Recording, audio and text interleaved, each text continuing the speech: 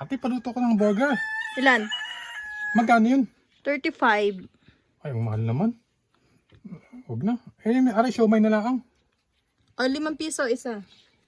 5 piso isa? Busog pa naman ako. Kakain ko lang. Ano na, si Kiri na lang siguro. Magkano rin? 10.